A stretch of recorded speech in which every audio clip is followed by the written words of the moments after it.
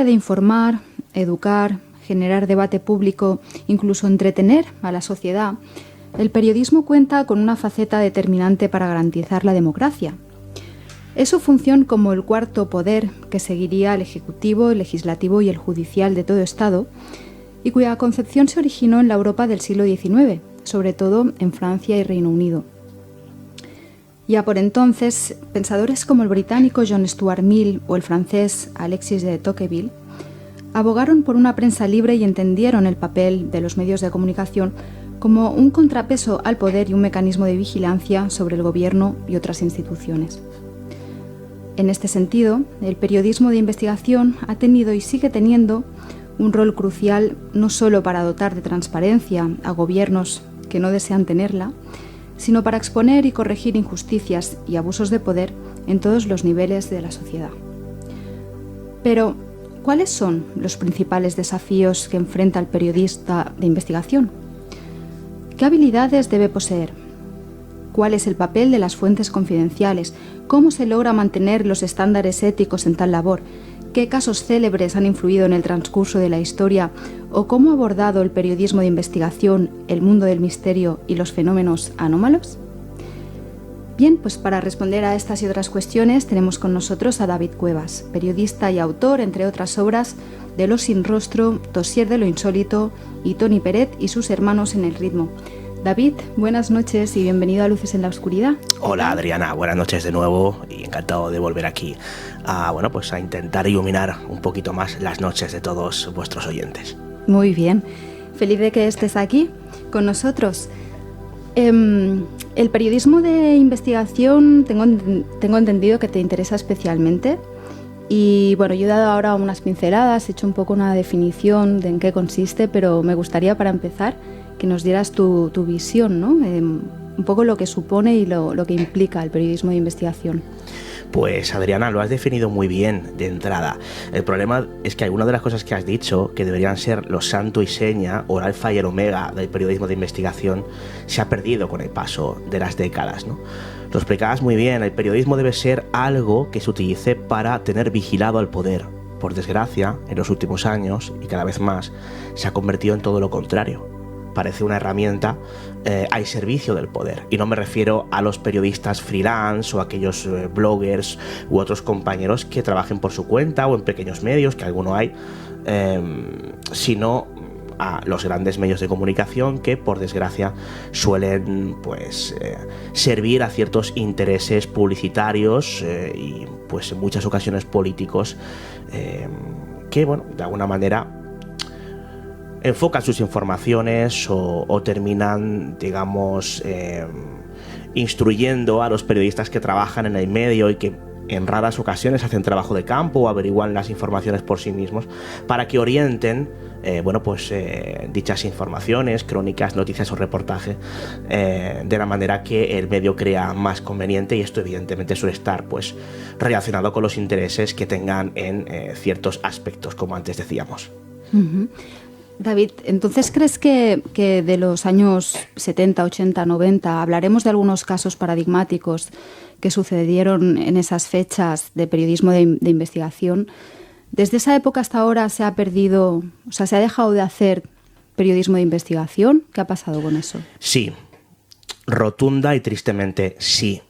Hay varios factores. El primero de ellos es la falta de medios. Para poder hacer un periodismo de investigación de calidad, necesitas fondos para poder contrastar informaciones. Y normalmente las informaciones no se contrastan a la vuelta de la esquina. A veces sí, pero normalmente ya en casos complicados no. Requiere de viajes, requiere de cierta manutención por parte del periodista. Y hubo una ocasión en la que los medios de comunicación, como tú bien dices, desde los... vamos a centrar, esto del periodismo de investigación, me gustaría hacerlo en España, que es quizá lo que tenemos más cercano y hay tiempo apremia, desde lo que es el inicio de la democracia, desde el año, año 70 y... vamos a decir 78, por esto de la Constitución española, ¿verdad? Bueno, digamos que ellos a finales de los 70, a los años 80 y en los 90 había medios, y los medios de comunicación ponían a disposición del periodista de investigación ciertos medios económicos para poder llevar a cabo una investigación. por un lado. Por otro, tiempo. Vivimos en la época de clickbait, en la época en la que cada vez queremos las noticias de forma más cómoda, más sencilla. Antes, hace no mucho, Adriana, 20 años, si queríamos información, 20, 25 años, había que comprar un periódico.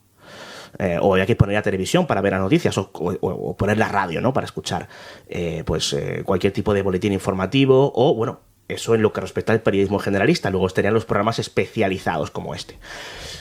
Ahora, cualquier persona con un dispositivo móvil, desde cualquier lugar, puede acceder deprisa y corriendo a cualquier información. Hay consignas nuevas. No solamente se busca un titular impactante para que la gente pinche, independientemente de que lo que pone el titular esté relacionado con realmente lo que pretende decir el titular, ¿no? Sino también con el hecho de que cada vez las informaciones son más cortas. La gente quiere consumir más informaciones en muy poco tiempo. Esto, de alguna forma, mata o hiere de muerte el periodismo de investigación, porque requiere no solamente de medios, de los que ya no se disponen prácticamente para economizar costes, sino de tiempo. Hay una película que creo que citaremos, ya lo comento porque es muy conocida, ganó el Oscar, Spotlight, en la que hay un equipo en el Boston Globe, que es el equipo Spotlight, que es una serie de periodistas que se dedican exclusivamente a hacer investigaciones. Cuando Spotlight investiga un tema, pueden estar durante meses o incluso años con una cuestión, para poder, ahondar en consecuencia, llamar a todas las puertas o a todos los teléfonos que haya que llamar, contrastar todas las informaciones, puesto que suelen ser temas más o menos delicados, con muchos afluentes y que, por tanto, derivan en un manejo de la información más exhaustivo, más riguroso, ¿no? Eso hoy en día es impensable. Los medios de comunicación necesitan generar cuantas más noticias mejor, y cuantas más impactantes, pues mucho más, digamos, se podría decir que beneficioso para el medio de comunicación de turno o los intereses a los que sirven, ¿no? Con lo cual, las grandes consignas del periodismo de investigación, estas y otras que iremos comentando, se han ido perdiendo, más allá de lo que te comentaba al comienzo. El periodismo de investigación está, entre otras cuestiones, cuando aborda temas sensibles relacionados con asuntos, por ejemplo, políticos, para vigilar al poder. Al poder no le interesa que se haga periodismo de investigación. El Tribunal Constitucional en España, hace unos cuantos años, prohibió el uso de la cámara oculta, amparándose en el derecho al honor de las personas grabadas y haciendo especial hincapié en el periodismo rosa o de corazón. Pero claro, cargándose la posibilidad de grabar con cámara oculta a un famoso contando una intimidad, se cargaron de un plumazo la posibilidad de hacer un trabajo de investigación con cámara oculta para desvelar cualquier tipo de trama de corrupción o mafiosa, por ejemplo, ¿no? Y estas otras cuestiones, porque es un tema largo y complejo y también un poquito denso, son las que han hecho que el periodismo de investigación, que se hacía hasta prácticamente 15, 20 años, haya ido denostándose hasta prácticamente su muerte, no voy a decir definitiva, no quiero decir eso porque aún se siguen haciendo cosas interesantes, pero el cierre de cabeceras clásicas como Interview hace unos cuantos añitos, Tiempo y otras tantas, pues obviamente no ayudan a que se perpetúe precisamente ese periodismo de calidad que deberíamos demandar los ciudadanos que consumimos ese periodismo y que ya no queremos hacerlo porque prácticamente lo queremos todo deprisa, corriendo y gratis. Buena reflexión, David. Entonces, ahora quizás se está vehiculizando más el periodismo de investigación mediante periodistas freelance que se lo costean ellos mismos, ¿o cómo funciona esto? Es que no queda otra. Si los grandes medios no están invirtiendo en hacer un buen periodismo de investigación, que insisto, conlleva medios, conlleva tiempo y conlleva una serie de cuestiones, pues es muy difícil que se haga, ¿no? A ver, hay muchos factores también aquí. Ya no se venden periódicos. Se venden muy poquitos periódicos. ¿Por qué? Porque mucha de la información está gratuitamente en la red. Si cualquier persona puede acceder a muchas informaciones de algunos grandes medios, no todos, porque algunos tienen, el sistema de suscripción, ¿no? Cada Premium. vez más, ¿no? Sí, efectivamente. Y es un sistema que no está funcionando especialmente mal. Podría funcionar mejor, pero bueno, digamos que hay dos formas de subvención. Por un lado, la publicidad, es decir, que gratuitamente tú puedes acceder a cualquier contenido, puesto que los contenidos publicitarios ya pagarían al medio, o bien mediante suscripción te ahorras publicidad y, inviertes un poquito en que se pueda hacer un periodismo de calidad un poquito más exhaustivo, ¿no? Pese a ello, las cosas no son perfectas. Algunos de esos medios de comunicación masivos que tienen cuentas premium digamos, ya no apuestan tanto como deberían por ese periodismo de investigación. Yo he colaborado varias veces, en una decena de ocasiones, con Crónica, que es el suplemento dominical del Mundo, que sí que sigue realizando periodismo de investigación. Hay periodistas de investigación muy buenos hoy en día que siguen realizando esa labor en grandes medios, ¿no? Prefiero no especificar demasiado porque a lo mejor alguno se me enfada, ¿no? Pero porque esto al fin y al cabo es una charla un poco, digamos, introductoria hacia la realidad actual del periodismo de investigación, ¿no? Pero lo cierto y verdad es que, la mejor forma de practicarlo es, por desgracia, yendo por libre. Como bien dices, haciendo esa labor de freelance que yo hago actualmente. Yo no estoy trabajando en ningún medio de comunicación concreto por ciertas circunstancias. Una de ellas, la libertad que nos da precisamente la posibilidad de poder ir por libre, de no tener que dar explicaciones a nadie y de hacer lo que buenamente podemos con los medios que tenemos, ¿no? Que no es poco. ¿Cuáles son los principales desafíos, David, de ser un periodista de investigación y encima freelance? Pues el principal desafío es que normalmente no llegas a fin de mes. Eso para empezar. El periodismo de investigación hoy en día no es rentable. No lo es para los grandes medios, porque ya no se venden periódicos, porque obviamente, y por otra serie de factores que ya hemos ido comentando. Y si no lo es para un gran medio, para El País, para ABC, para El Mundo, ¿no? Pues imagínate para un periodista que va por libre, ¿no? Entonces, eso por un lado. Por otro, cuando no dispones de medios o un gran medio de comunicación que te respalde, si no eres especialmente riguroso en lo que respecta a publicar ciertas informaciones sobre un tema complejo, pues no tienes, por ejemplo, a una gran empresa que te ampare a nivel judicial si te llega una demanda, por ejemplo. Eso también echa para atrás. Hoy en día pues se interponen muchas demandas por este tipo de cuestiones, ¿no? Más para meter miedo que otra cosa, porque los procesos judiciales son largos y principalmente son caros. Un medio de comunicación con un buen presupuesto puede hacer frente a esos procesos judiciales. Un precario periodista freelance difícilmente podrá hacerlo, ¿no? Eso unido a la prohibición de uso, por ejemplo, de cámara oculta, que era un medio muy valioso para conseguir ciertas informaciones, porque yo puedo averiguar que una persona ha hecho deliberadamente un acto de corrupción, pero si no tengo una grabación de esa persona reconociéndola, necesito otro tipo de pruebas, ¿no? Eso ya de por sí podía...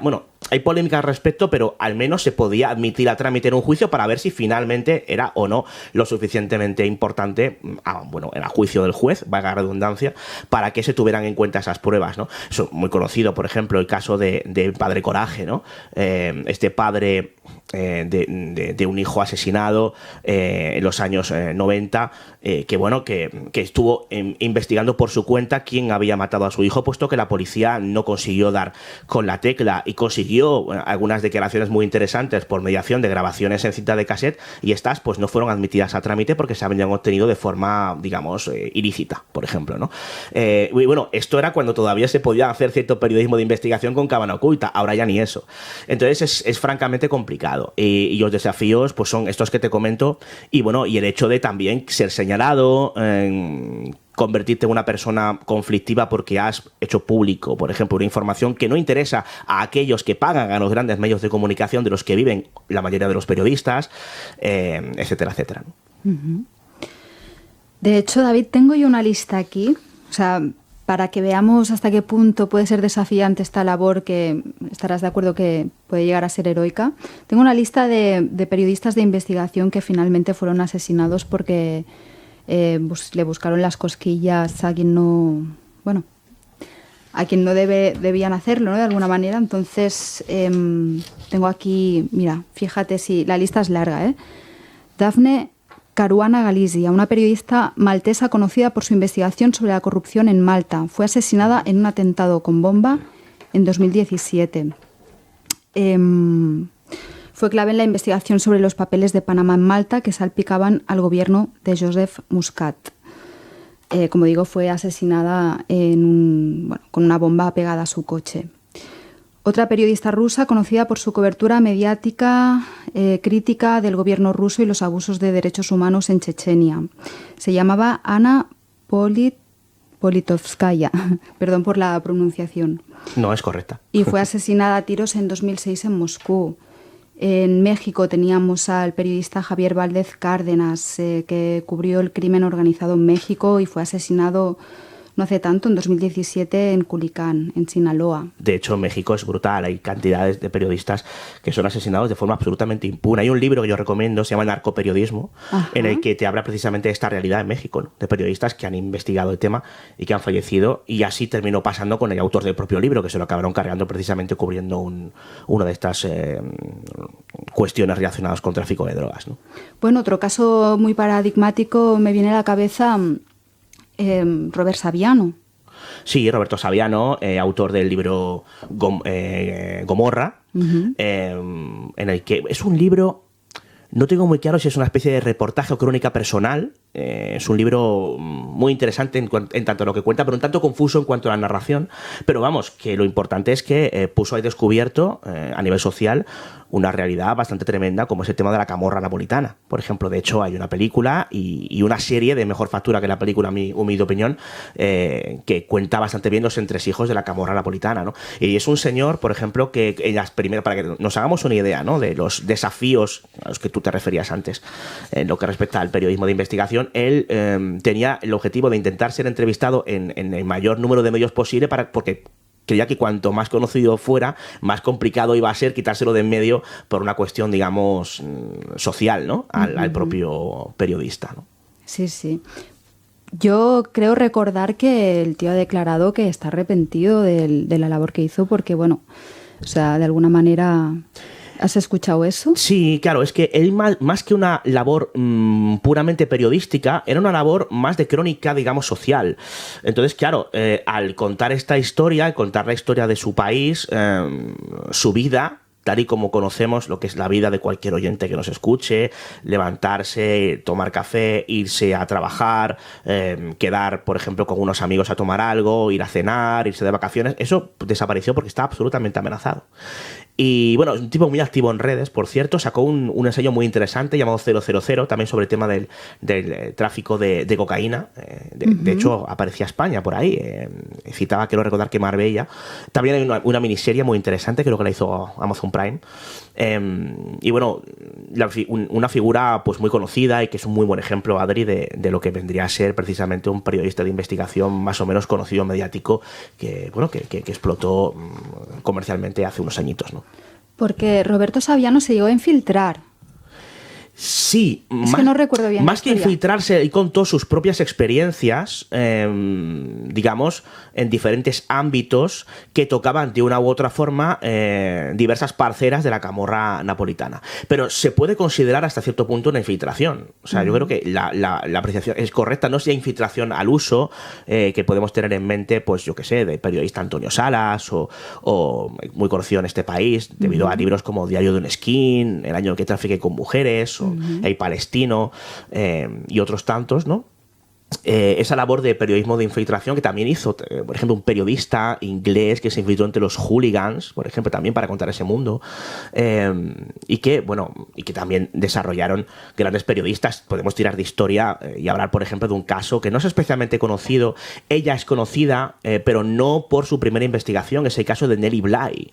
Nellie Bly, a finales del siglo XIX, empieza a trabajar para el diario de Pulitzer y hace un trabajo magnífico, un serial periodístico que se convirtió en un libro llamado 10 días en un manicomio. En la que ella, se infiltra, se hace pasar por, digamos, una persona con problemas mentales para conocer de primera mano cuáles eran las condiciones que se rumoreaban, no especialmente halagüeñas, del propio manicomio en sí, ¿no? Fue algo bastante impactante.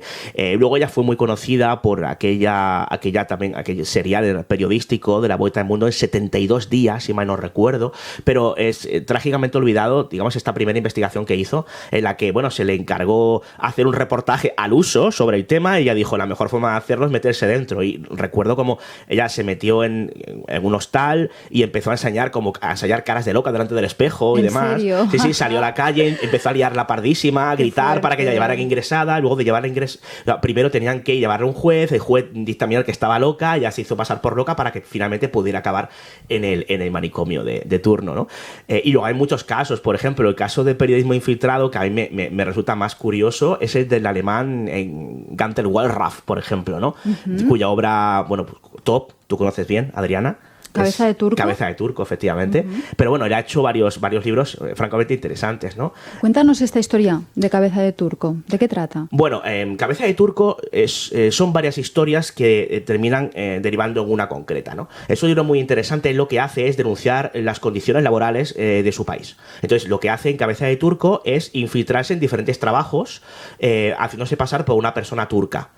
Bueno, pues, en Alemania. Sí, se tizna la cara bueno, pues va buscando trabajo y cuenta de primera mano, está varios días en algunos trabajos, cómo se trataría a un inmigrante en ese tipo de trabajos, ¿no?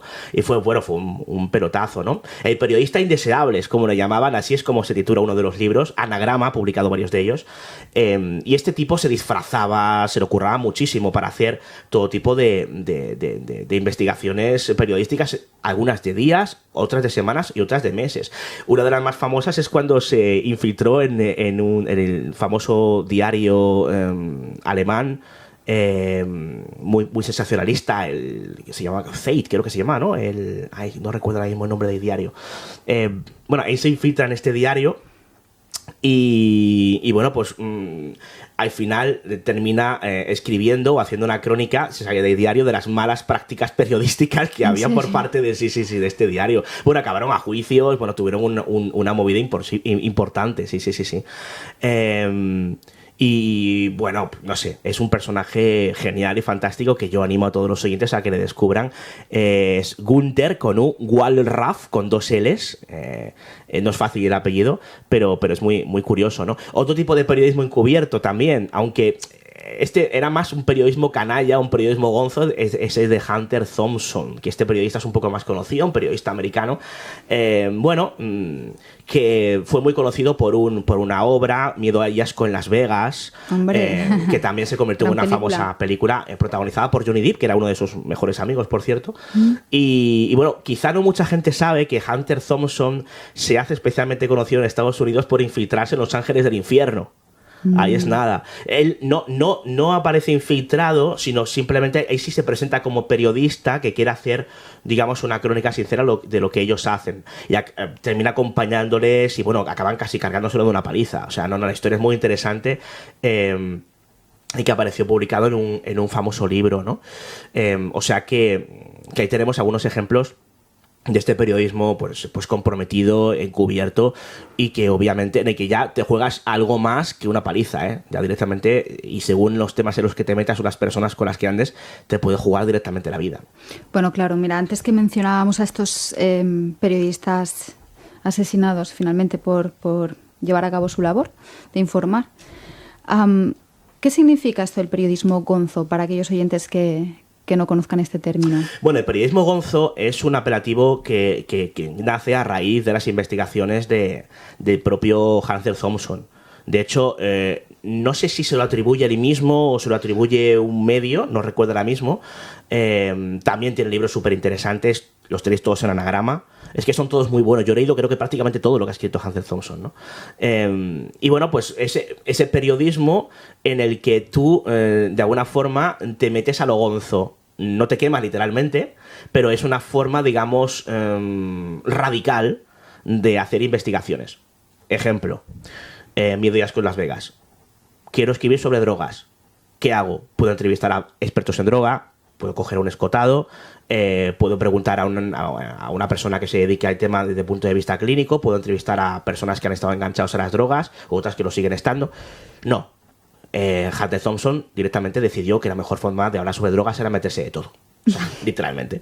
Entonces, bueno, pues él en este libro, bueno, pues hace básicamente eso y cuenta todas sus experiencias un tanto lisérgicas con drogas, y luego lo hizo con otras muchas investigaciones posteriores, más allá de este libro de culto, ¿no? que citábamos. Y hay, bueno, historias bastante rocambolescas del propio Thompson explicando, bueno, pues todas sus problemas con el tema de drogas. Se acabó pegando un tiro y bueno... Sí que tuvo un trágico destino. ¿No fue este tipo el que puso, en donde se originó la leyenda del adrenocromo? ¿Te suena esa historia?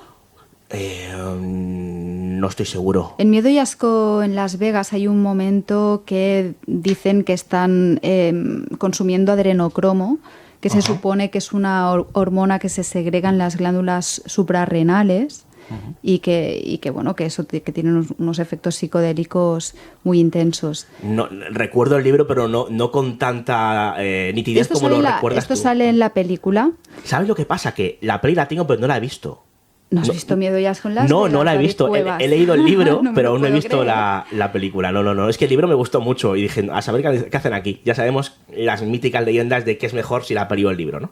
Pues está divertida. El caso es que con esto del adrenocromo es... con todo el movimiento QAnon asociado a Trump y todas estas teorías de la conspiración que sostienen que las élites de Hollywood y el Deep State americano llevan a cabo prácticas satanistas y pedófilas. ¿Te suena toda esta historia? Tuvo mucho bombo, sobre todo en la época de la pandemia. Pues dicen que una de las cosas que consumen es adrenocromo. Y tengo entendido que la leyenda del adrenocromo viene de este libro de Miedo y Asco en Las Vegas. Imagínate el impacto que puede llegar a tener, ¿no? Las historias como estas convertidas en relato. Sí, desde luego. O sea, todo lo que tiene que ver con el periodismo, el polémico periodismo de Thompson, pues están ahí, ¿no? Para bien o para mal. A ver, es un periodismo complicado de defender. ¿Por qué?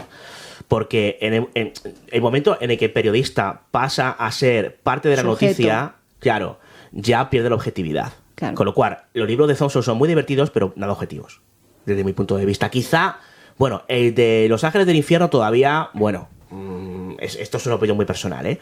Pero claro, los libros en los que ya se mete hasta la cocina en ciertos temas, convirtiéndose en el propio protagonista, es muy complicado, ¿no? O sea, sí. Walraff, bueno, él se metía y se infiltraba y era un trabajador que luego contaba su propia experiencia, pero no en ningún momento desvelaba quién era ni iba más allá, ¿no? Y eso que su implicación era hasta cierto punto máxima, ¿no? Pero es que, claro, soy Thompson, es que ya se pasaba a 3 pueblos ya, o sea, es que Thompson, insisto, muy divertido lo que hacía, pero periodísticamente hablando, bueno, hay alguna cosilla ahí que habría que mirar un poquito con lupa, ¿no? Bueno, quizás como un género casi aparte, ¿no? Quiero decir, obviamente quizá la objetividad no es lo que más reluzca en este tipo de periodismo. Bueno, pero que tiene otros valores, quiero decir, puede aportar otras perspectivas o... Claro, hay quien defienda a capa y espada el periodismo de opinión, algo que yo no acabo de compartir. Y bueno, esto es mezclar la opinión con algo un poquito más gonzo, ¿verdad? Yo decir, opino de lo que he vivido y lo cuento. Perfecto, pero esto, ¿hasta qué punto esto es periodismo como tal, no? Pero bueno, de todas formas, a ver, lo que hizo Hunter Thompson y otros tantos periodistas se consideró como nuevo periodismo en Estados Unidos y se convirtió en un género en sí mismo, ¿no? Hay discrepancias entre si el nuevo periodismo nació con esta gente o nació con la famosa novela Sangre Fría de Truman Capote, que era una suerte de novela, y True Crime sí que nació con la sangre fría, ¿no? Pero bueno, ese nuevo periodismo, que era yo creo que más nuevo que periodismo, que practicaron pues todos estos grandes personajes, ¿no? Hay otro término muy asociado al periodismo de investigación, que es el término garganta profunda. Sí, bueno, este término se acuña en la famosa investigación, yo creo que por muchos conocido, de Woodward y Bernstein con el caso Watergate, ¿no? Que es una historia periodística que acabó con un presidente dimitiendo en Estados Unidos, que es la primera vez en la historia que sucede algo así. Y qué personaje, ¿no? Richard Nixon, nada más y nada menos. Garganta profunda era ese informador que les pasaba, bueno, pues datos que le fueron guiando tanto a Woodward como a Bernstein. Trabajaban en conjunto para llegar a las conclusiones que llegaron y para que sucediera lo que tuvo que pasar, ¿no? Yo creo que todo buen periodista debe tener sus gargantas profundas. Y no me refiero a tan profundas como para quitarse un presidente de en medio, que también ha sucedido en otras ocasiones, ¿sí? En España ha habido ministros en la cárcel por investigaciones periodísticas, entre otras cosas, ¿no? Pero sí que es cierto que es un término, o es un personaje, es una figura elemental y clave. O O sea, de poco vale que tú estés investigando algo si no tienes digamos, la figura del filtrador, ¿no? De esa persona que te consigue, digamos, cosas a donde tú como periodista no puedes llegar. El confidente. Efectivamente. ¿Y cómo se garantiza o cómo se puede garantizar la protección de estos confidentes que también se están jugando el pelo, ¿no? Bueno, eso hay que protegerlos, vaya. Es relativamente sencillo en España, no tanto en Estados Unidos. Ajá, ¿por qué? Pues porque en España la Constitución nos ampara a los periodistas tenemos derecho a no revelar nuestras fuentes. Pero en Estados Unidos es más complicado. Ha habido casos de periodistas que han acabado en la cárcel por no revelar una fuente, ¿no? Aunque sea prisión preventiva, no se han tirado ahí muchos años, pero han estado varios días o incluso en alguna ocasión algún que otro mes, ¿no? Entonces, bueno, aquí ya entramos en un tema ético o moral. Hay mucho de ético o de deontología periodística en lo que respecta al periodismo de investigación. ¿Dónde acaba la investigación y dónde empieza el acoso, ¿no? Se puede decir. O dónde acaba la investigación y dónde empieza el transgredir la libertad de la persona a la que estás investigando o incluso el derecho al honor de la misma. Es un tema delicado y complicado, ¿no? Bueno, el juicio del periodista es fundamental, obviamente, ¿no? Si, por ejemplo, te voy a poner un ejemplo que yo viví directamente. Yo tuve acceso en un momento dado a todo el proceso de adiestramiento, ¿vale? Y captación de un agente operativo para ICNI. Para el Centro Nacional de Inteligencia, ¿vale? Bueno, para que nos entendamos, era hacer pública la chuleta del examen a espía. Nada menos. Esto tenía lugar en una finca muy conocida en el ámbito de la conspiración, la finca del Doctor, ubicada en Manzanares, en provincia de Ciudad Real, y ahí, entre otras cuestiones, pues se llevan a cabo estos procesos, ¿no? No sucedió, pero imagínate que se considera que esa información que yo he dado, bueno, pues vulnera hasta cierto punto, un secreto de Estado, ¿no? Entonces, si un juez a mí me cita para que yo desvele una fuente informativa que ha contado algo que no podía contar, yo como periodista decido si, en este caso, facilito o no facilito la fuente. A ver, puede haber algún periodista patriota que diga, pues si mi país considera mediante un proceso judicial que tengo que desvelar una fuente, lo haré. Puede haberlo, pero normalmente no es así. El periodista siempre tiene que proteger a sus fuentes. Porque si el periodista no protege a sus fuentes, las pierde. Y un periodista de investigación sin fuentes no es absolutamente nada. Imagínate a Woodward y Bernstein con esa fantástica investigación del Watergate sin una garganta profunda. No habrán llegado al final. Y esto ha pasado también en otras famosas investigaciones, ¿no? No solamente a nivel mundial, sino a nivel de España, ¿no? Entonces, las fuentes son primordiales. Hay que protegerlas por encima de todo. Y si el periodista sí tiene que comer unos días de cárcel, unos meses de cárcel por proteger una fuente, pues lo tiene que hacer. En mi humilde opinión. Yo lo haría sin pestañear. ¿Tú has hecho periodismo de investigación? Muy poquito. Cuéntanos, ¿cuáles han sido tus andanzas? Bueno, el periodismo de investigación que yo he realizado ha estado muy vinculado a un ámbito que habitualmente tocáis en Luces en la Oscuridad, que es el ámbito de las anomalías o del misterio. A ver, he dicho muy poquitos realmente porque para hacer ya lo adelantábamos antes, para hacer una buena investigación periodística necesitamos tiempo. Y para mí el tiempo es lo más importante. El tiempo no solamente es oro, es vida también. Con lo cual, si queremos dedicarnos a investigar un tema en concreto, tenemos que destinar no solamente otra serie de recursos, sino mucho tiempo para ello. Con lo cual, pues no puedes estar constantemente haciendo investigaciones una tras otra, porque si no, no harías otra cosa, básicamente. En mi humilde opinión, ¿no? Entonces, bueno, yo he hecho varias, por ejemplo, pues relacionada con una famosísima medium británica, Anne Germain, que los oyentes recordarán por aquel famoso programa de Telecinco de Más allá de la vida, en el que se ponía delante de unos famosos y les decía cosas y acertaba aparentemente. Bueno, ahí con el compañero Juanjo Sánchez Oro y Manuel Carballal estuvimos investigando, periodísticamente hablando, ese tema hasta llegar a una serie de conclusiones, ¿no? Y bueno, ahí están los datos. Si queréis consultarlos, los tenéis en el podcast de Dimensión Límite, los tenéis todos allí, ¿no? Luego también hicimos una investigación bastante currada, periodísticamente hablando, sobre el caso Vallecas, También un caso, imagino que conocido por algunos de vuestros oyentes, fue el caso Poltergeist más importante de la historia de España. Incluso se hizo una película llamada Verónica, de Paco Plaza. Es esta historia de una niña que fallece aparentemente en extrañas circunstancias, un tiempo después de hacer una polémica ouija con unos compañeros de instituto, y al fallecer esta chica, de nombre Estefanía Gutiérrez Lázaro, en la casa en la que vivía se empiezan a producir toda serie de fenómenos extraños de la que son víctimas la propia familia de la chica, y que bueno, acaba explotando mediáticamente cuando la policía va a la casa y hace un famoso parte policial. También estuve investigando toda esa cuestión, hablando con todos los protagonistas, indagando en archivos, contrastando el famoso informe de autopsia con varios médicos forenses, incluyendo el médico forense que hizo la autopsia, etcétera, etcétera. Es una historia muy larga que también tenéis los oyentes en un programa muy largo, partido en dos emisiones de casi 12 horas en total de dimensión límite.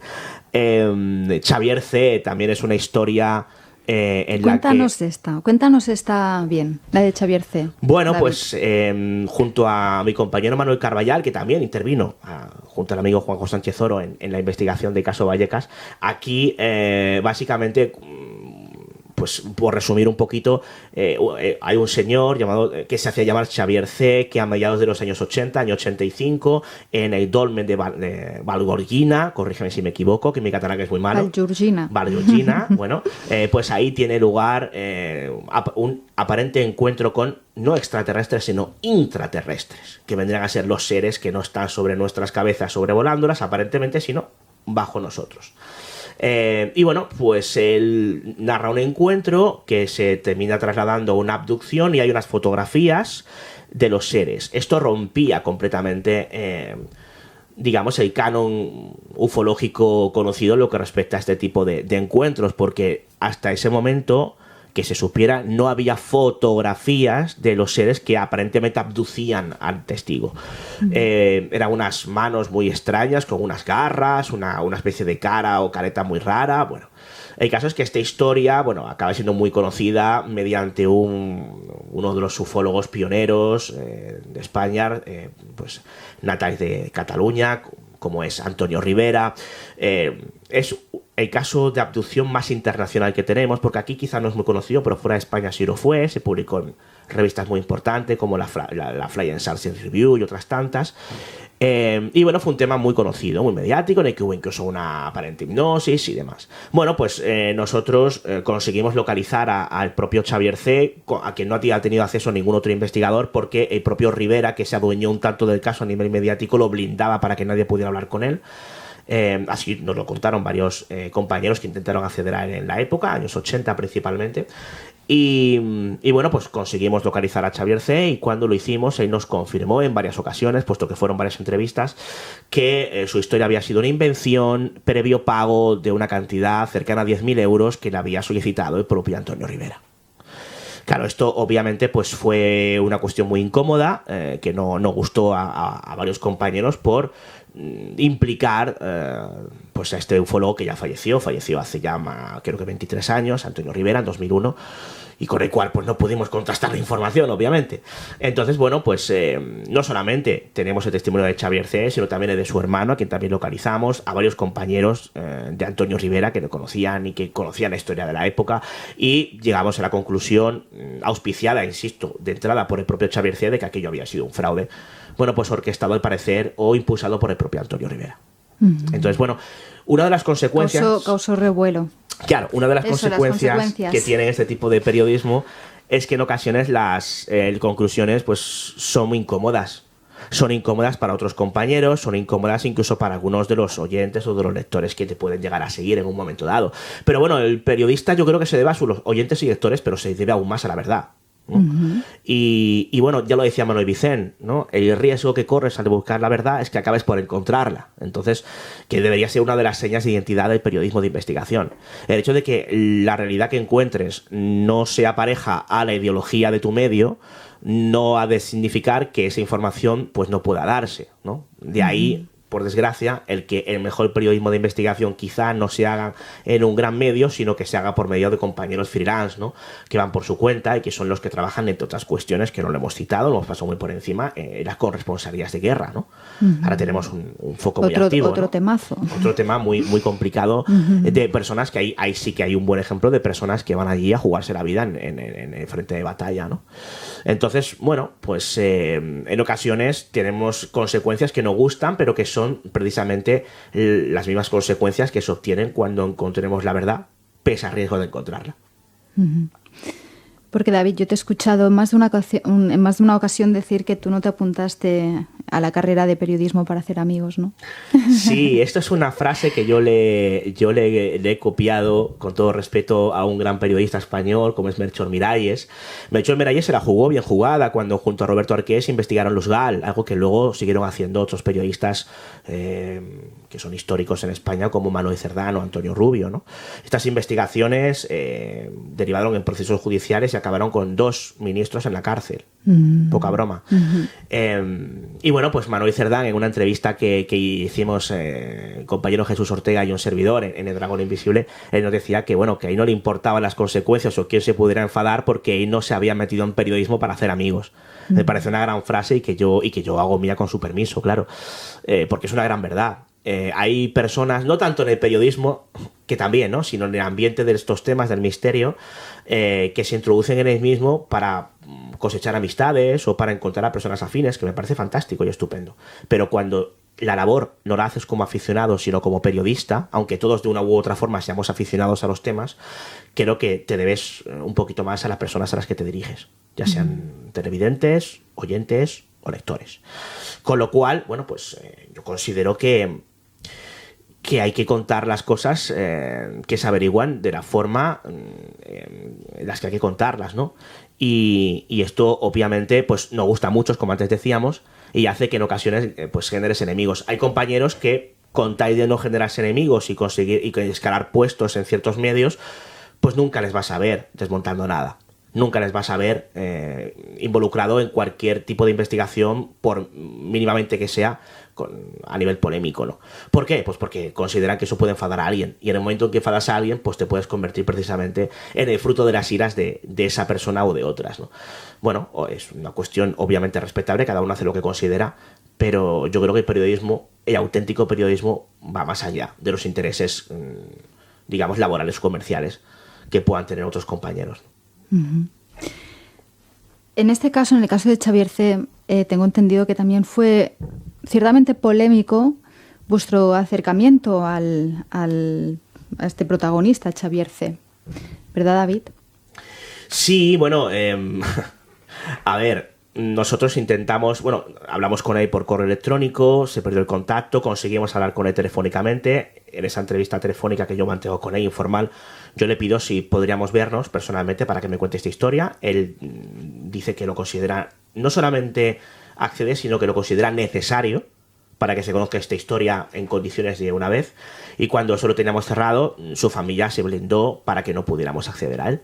No teníamos la negativa del propio Xavier C. para hablar con nosotros, con Carballar y conmigo, sino de la familia.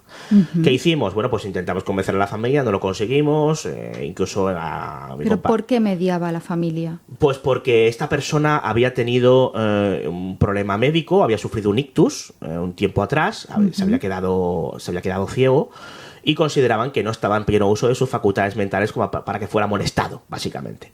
Bueno, la conversación que yo mantengo con Xavier C. por teléfono es absolutamente normal, quiero decir. Estaba en pleno uso de sus facultades mentales y considerábamos que si no teníamos la negativa del propio Xavier C., nosotros no tendríamos por qué echarnos atrás, ¿no?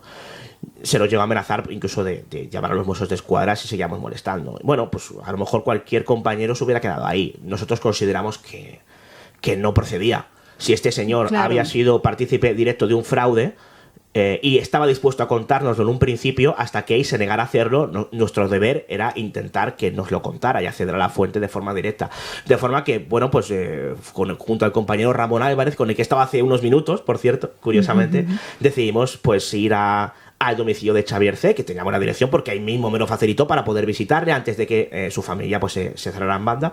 Y bueno, pues ahí tuvimos la suerte de que nos abrió la puerta y pudimos entrevistarle, no puso ningún inconveniente. Y él estaba bien en sus facultades mentales, quiero decir, no solamente... que a veces la familia quiere proteger a alguien que ha sufrido, o sea, tiene esta actitud de sobreproteger, pero la persona, si está en sus facultades mentales, puede decidir por sí misma. Entiendo que comprendisteis que la situación era esta, ¿no? No solamente eso, sino que el compañero Ramón Álvarez, debido a su trabajo, no vamos a desvelar cuál es, pero está acostumbrado a tratar con todo tipo de personalidades a este respecto, y el propio Ramón consideraba, y así lo consideró en una especie de dimensión límite que hicimos al respecto, que ese hombre estaba en pleno uso de sus facultades mentales, no solo por lo que decía, sino por la gestualidad con la que lo hacía, ¿no? Uh-huh. Con la cual, bueno, era absolutamente coherente en su relato. Es cierto que había olvidado algunos detalles para mí importantes. Él lo atribuyó al ictus, pero en el momento en que reconoce que aquello era inventado y habla de que a él se le pagó por un trabajo ficticio, pero que finalmente se terminó vendiendo como real por parte de un ufólogo, entendemos que esta persona no tiene por qué mentir. ¿Que puede haberlo hecho? Es posible. También siempre digo, cuando me preguntan a este respecto de la fiabilidad que nos da el testigo del entrevistado, también siempre digo que los periodistas, por mucho que lo intentemos, no somos polígrafos con patas, ¿no? Pero al fin y al cabo es su historia, y nosotros considerábamos que la historia del principal protagonista de este caso debía dar su versión de los hechos, cosa que hasta ese momento no había sucedido, ¿no? Uh-huh. Bueno, en todo caso, gracias a la tenacidad que tuvisteis en este caso, que es la tenacidad que tienen o que deben tener los periodistas de investigación, además de la valentía, por supuesto, pues bueno, ha cumplido, el periodismo de investigación ha cumplido esta labor, ¿no? Que esperemos que no se pierda, aunque sea gracias a los freelance. Crucemos los dedos. Crucemos los dedos. Aún se sigue haciendo un buen trabajo periodístico de investigación, mucho más escaso que el que se hacía hace, por ejemplo, 20 o 30 años, por los motivos que antes explicábamos, ¿no? Pero yo sigo guardando la esperanza de que se siga haciendo tal y como... aunque en menor medida se sigue haciendo a día de hoy, ¿no? No solamente en España, sino en cualquier otro país. El periodista siempre tiene que ser el vigilante del poder, nunca al revés. Eso es. Pues nos quedamos con esto, David. Para los siguientes que quieran saber más de ti, cómo pueden encontrarte en redes, en iVoox, cómo se llama tu programa, cuéntanos.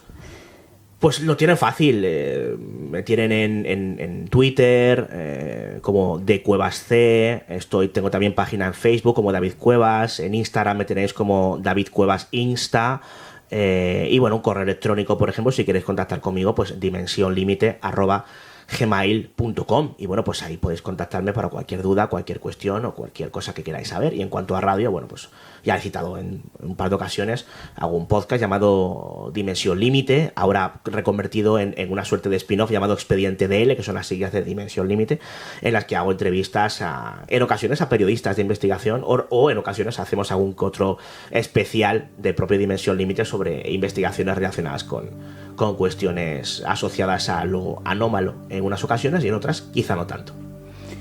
Pues muchas gracias, David. Nos quedamos con toda esta información y bueno, espero tenerte pronto aquí de vuelta, que nos sigas contando cosas tan interesantes. Cuando queráis, y bueno, espero tu próxima investigación periodística, Adriana. Estoy en ello. Adiós, David. Hasta la próxima. Hasta la próxima.